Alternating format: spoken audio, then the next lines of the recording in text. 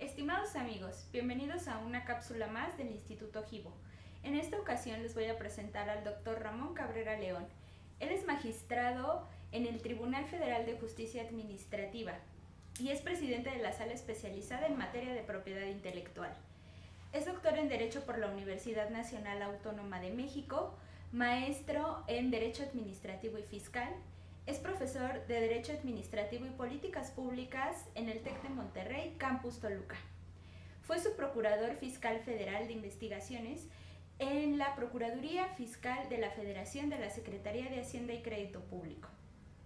Además, ha sido delegado en diversos foros internacionales organizados por la ONU y por el GAFI.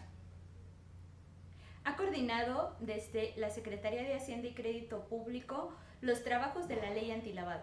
Aprovecho la ocasión también para felicitarle por su reciente participación en Ginebra, Suiza, en el primer foro de jueces especializados en propiedad intelectual.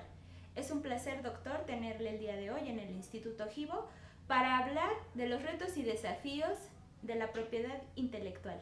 Bienvenido. Hola, muy buenas tardes. Hoy vengo a platicar sobre los retos en materia de propiedad intelectual. ¿Cuáles son los retos que esta materia tan importante de toda la economía del conocimiento van a tener que enfrentarse en los próximos años con miras a construir una economía mucho más sólida, una economía más sustentada en tecnologías que permitan a las personas atender de una manera mucho más eficiente, más eficaz sus necesidades? Para eso, bueno, el tema de la propiedad intelectual, vamos a explicar nada más rápidamente de qué trata. Es justamente una protección que dan los estados a aquel producto que sale del ingenio humano y en sus expresiones, tanto de aplicaciones industriales como lo es la propiedad industrial, como bien la parte creativa, artística, que corresponde a los derechos de autor. Y también, bueno, la variable que tenemos en materia de nuevas variedades vegetales, que digamos es un equivalente a una patente de aquellos avances que se generan en materia de variedades vegetales, donde se generan nuevas especies, o mejor dicho, nuevas variedades de especies existentes que tienen características diferentes a las preexistentes. De alguna manera, estas innovaciones genéticas que van generando estas nuevas especies también deben de ser protegidas para que los avances tecnológicos en el campo también tengan esta protección. Ahora, ¿en qué consiste la protección? Primeramente, en reconocer la existencia de derechos de propiedad sobre de este producto del conocimiento.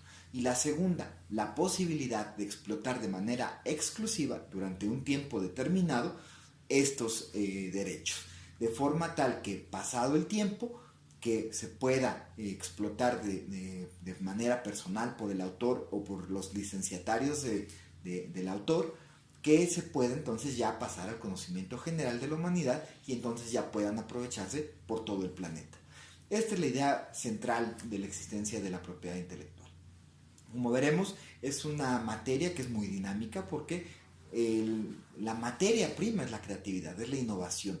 Entonces, justamente los retos que vienen a representar para la materia de la propiedad es justamente cómo ir con un esquema tan rígido como es el jurídico para irle dando protección a cuestiones que son realmente de ciencia ficción. ¿Cómo se logra esto?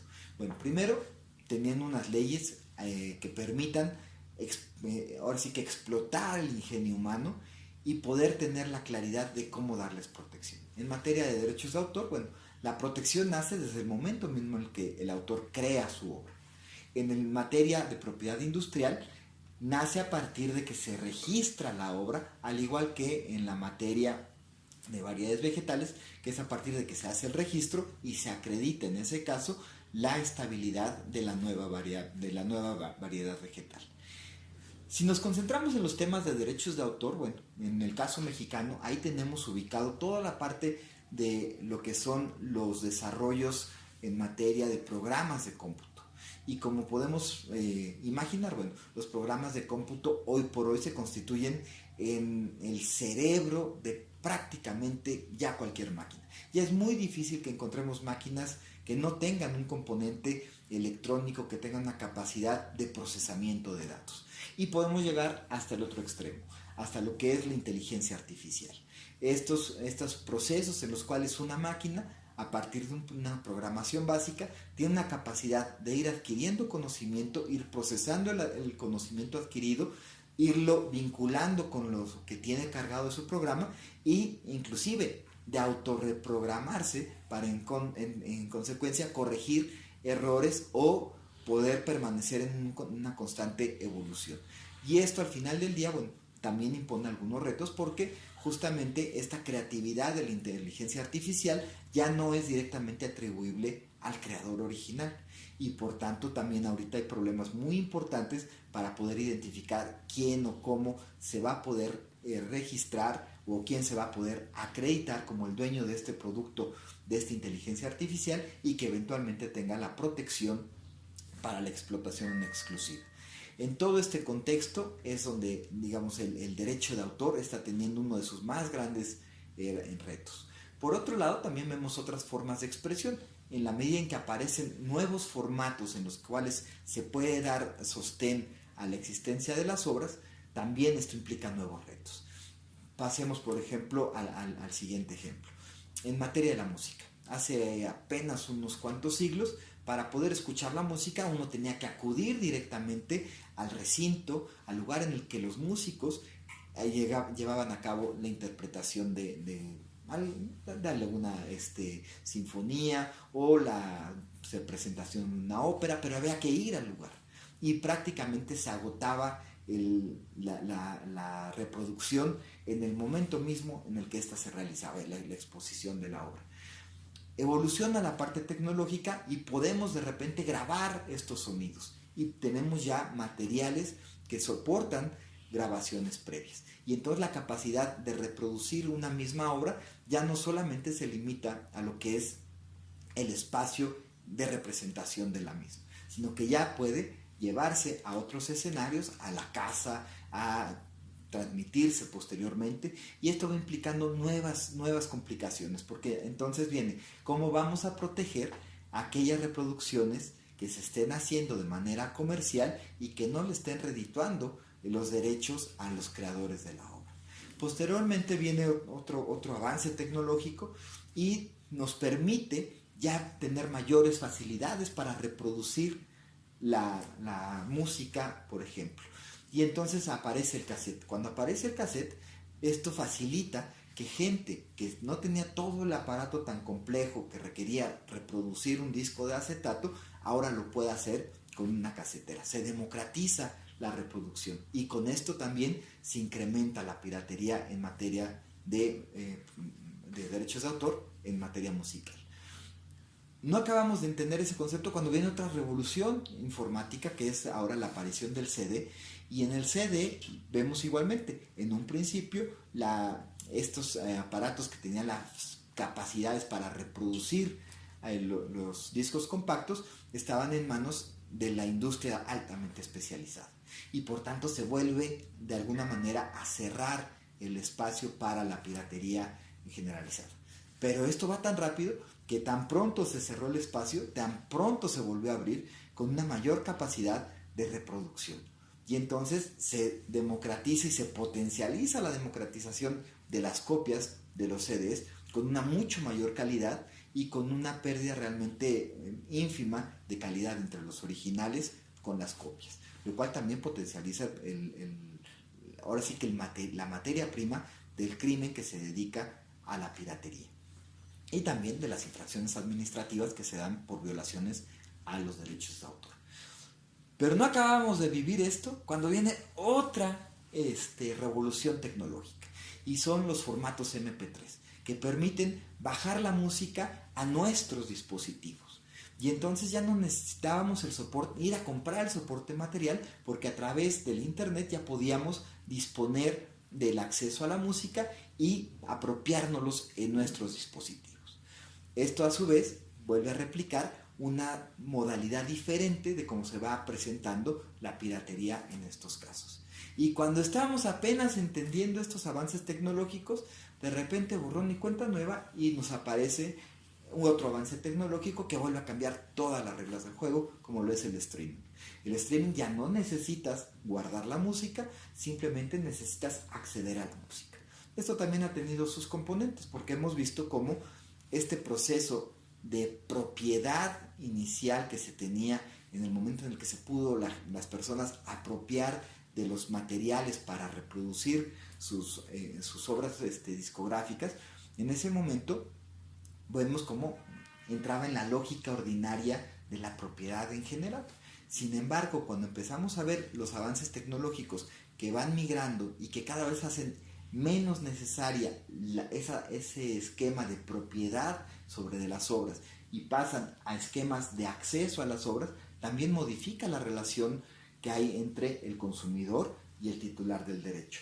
Porque ya no estamos hablando de transmisión de propiedades, sino simple y sencillamente de licencias de acceso.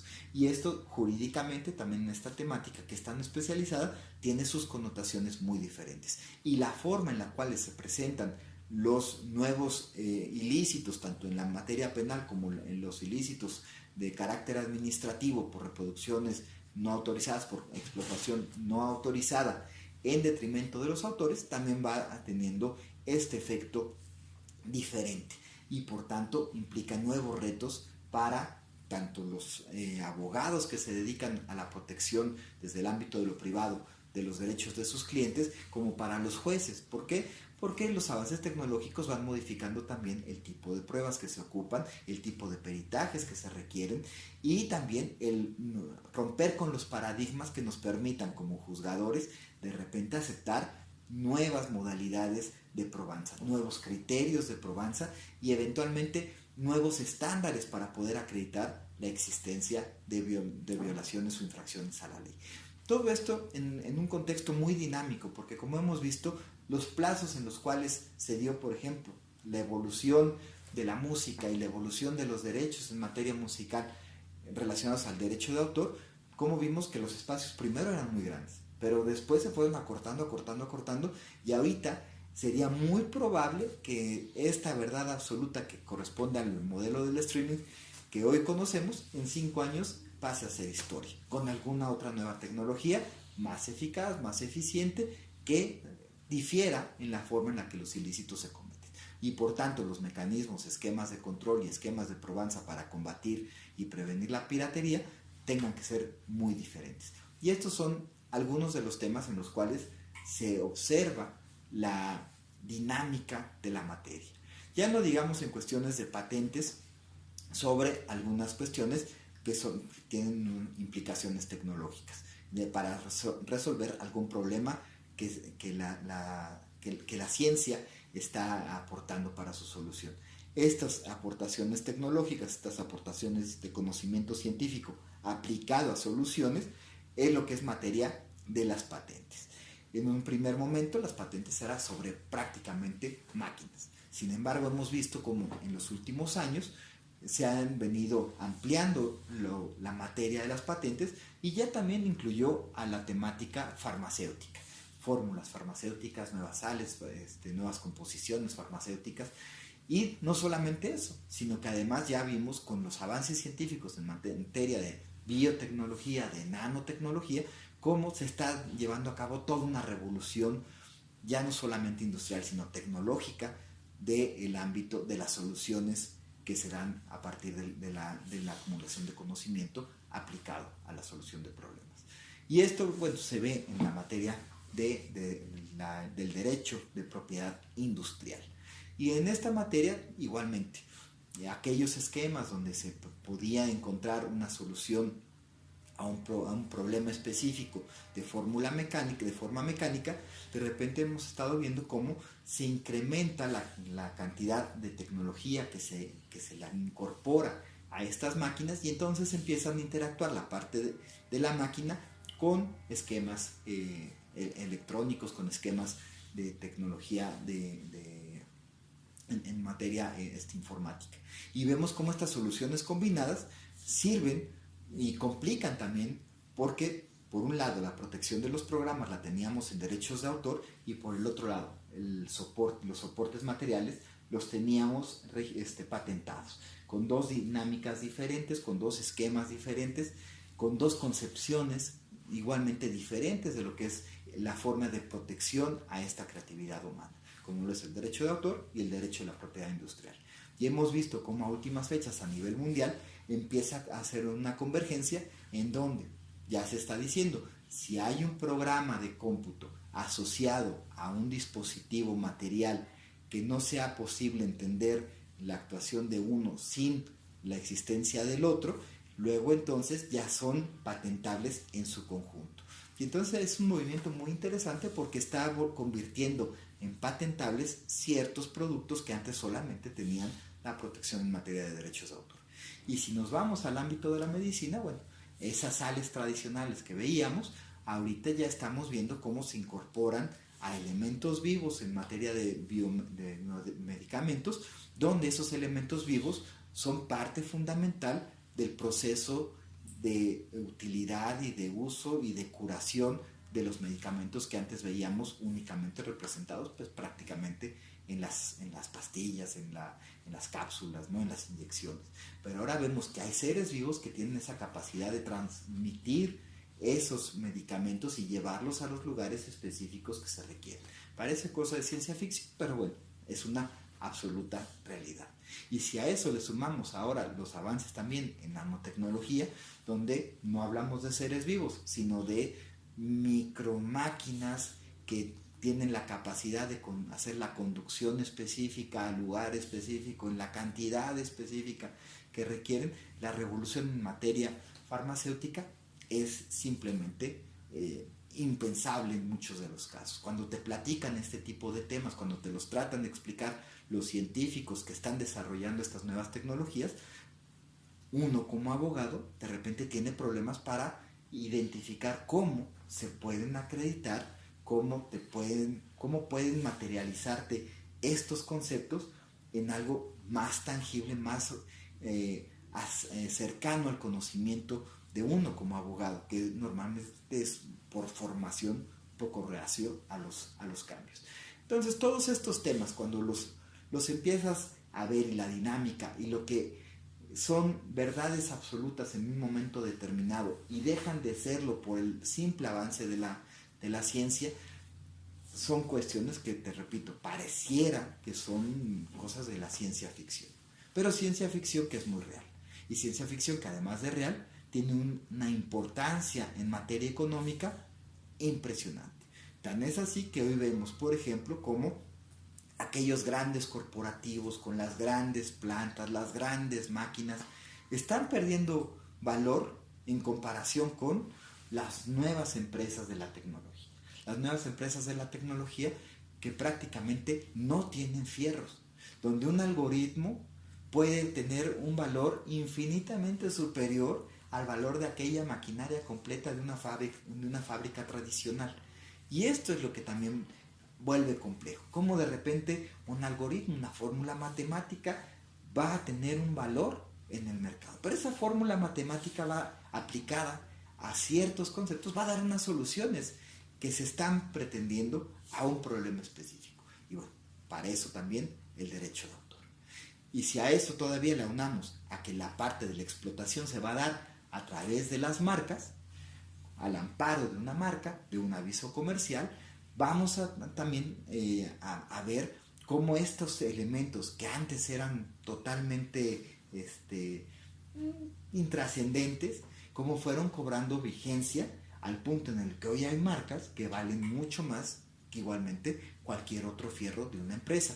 Y estos bienes intangibles, cómo empiezan a jugar cada día con una mayor presencia, un mayor valor económico que los bienes tradicionales con los que la humanidad había estado acostumbrada a lidiar, y cómo están irrumpiendo, y a partir de esa irrupción en el mundo legal, cómo está teniendo otras repercusiones en aspectos como temas fiscales, en la forma en la que estos pueden darse como garantías, pueden servir para lograr acceder a los créditos.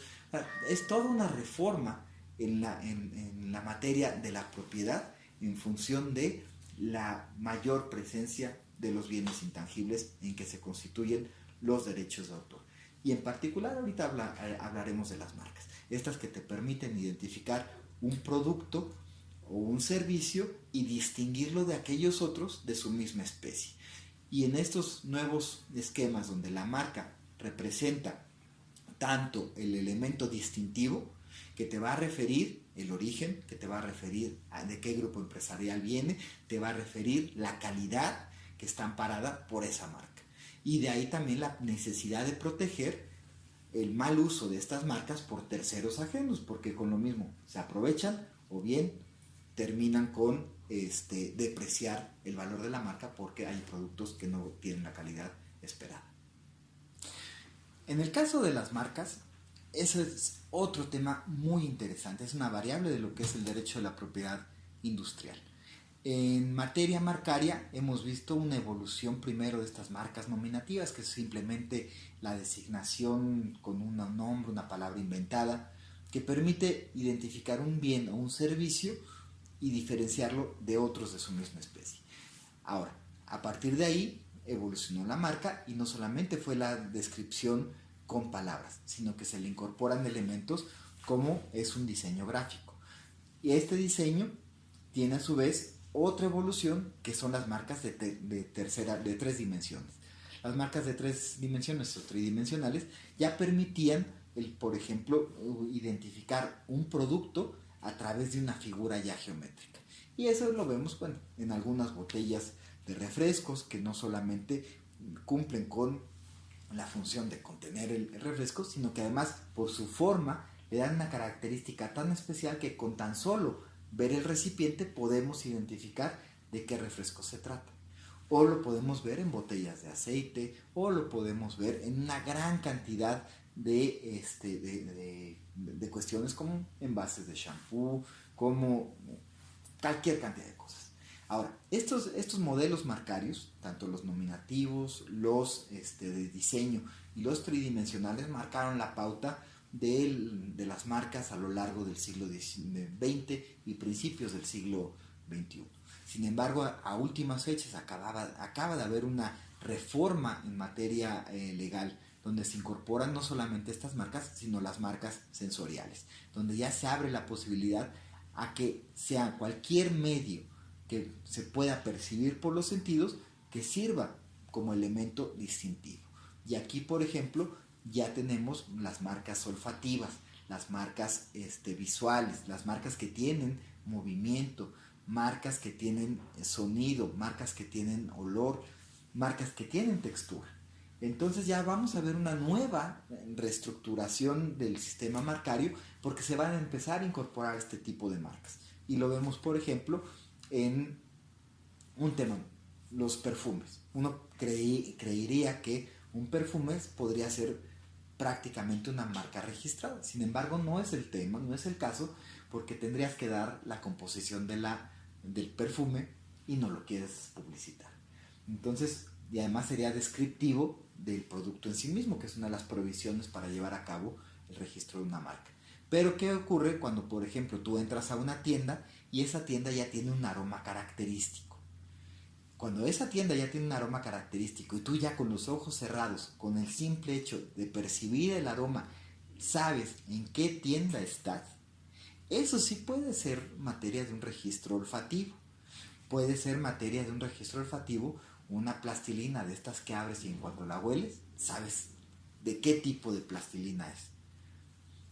Hay otros temas, por ejemplo, en cuestión de los hologramas, que también son de reciente incorporación al mundo del derecho marcario. Tenemos también estos movimientos que son micropelículas, o aquel vieja marca que viene de un rugido de un león, como un distintivo de unos estudios cinematográficos. Todos estos nuevos elementos son los que se van a estar incorporando como elementos distintivos de los productos. Ahora, lo interesante es ver bajo qué pruebas vas a poder acreditar el uso efectivo de esas nuevas marcas a lo largo del tiempo, para que puedas acreditar, en caso de que se te cuestione su falta de uso, que los has venido utilizando y no te caduque la marca. O bien que los estás utilizando y que alguien está utilizando algo similar en grado de confusión con esa marca. ¿Qué tan distinto va a ser el rugido de un león, por ejemplo, al rugido de un oso. Y de repente ver si esos rugidos van a entrar en confusión o no van a entrar en confusión, y si otro estudio cinematográfico podrá registrar, por ejemplo, el rugido del oso, o el rugido de un perro, o el rugido de un monstruo, para al hacerse un tanto cuanto distintivo, o qué tanto eso está generando confusión en el mercado para que el público crea que se trata de la que tiene el león. O bien los ruidos, por ejemplo, de los motores de motocicleta, que también en algunos países ya están registrados bajo ciertas marcas. O los colores, por ejemplo, la temática de una joyería muy afamada en Estados Unidos que tiene un color azul turquesa que está registrado y que está vinculado a los temas de joyería. O las suelas de algunos zapatos que por un color especial puedes identificar que se trata de una marca igualmente muy exclusiva y de muy alto valor. Entonces, estos nuevos retos vienen a generar también nuevos conflictos, porque al innovarse, bueno, no vamos a tener los conflictos previos, pero vamos a tener que muchas personas, al momento de saber que existen estas nuevas posibilidades, van a tratar de confluir en la obtención de registros al mismo tiempo. Y entonces los conflictos se van a dar en ver quién es el verdadero titular, quién tiene la posibilidad de tener una primacía sobre los demás para poder ser titular de estos registros. Y al mismo tiempo también, bueno, los retos para que los abogados litigantes identifiquen qué tipo de peritos, qué tipo de pruebas necesitan presentar a los jueces para convencerlos de esta situación, de la existencia de la marca, de la distintividad de la marca, del uso de la marca y de la no confusión de esa marca con algunas otras que existan en el mercado, o de la sí confusión en el caso de que pretenda alguien amparar su espacio de mercado. Todos estos temas, además, lo interesante es que no solamente se están dando a nivel de México, todos estos temas están confluyendo en un mismo momento en todo el mundo, derivado de esta globalización comercial que hemos vivido en los últimos años y de esta posibilidad de que a través de los medios informáticos todo ocurra en todos lados al mismo tiempo. Esto está generando que aquellos casos que antes se veían con años de diferencia en países europeos, en Estados Unidos o en Asia, y que posteriormente, 10, 15 años después, llegaban a México y ya los conflictos que se habían suscitado en aquellos países estaban llegando a nuestro país, nosotros como jueces ya teníamos la posibilidad de tener referentes de resolución de estos casos. Sin embargo, en la circunstancia actual, todo esto está irrumpiendo en los mercados globales al mismo tiempo.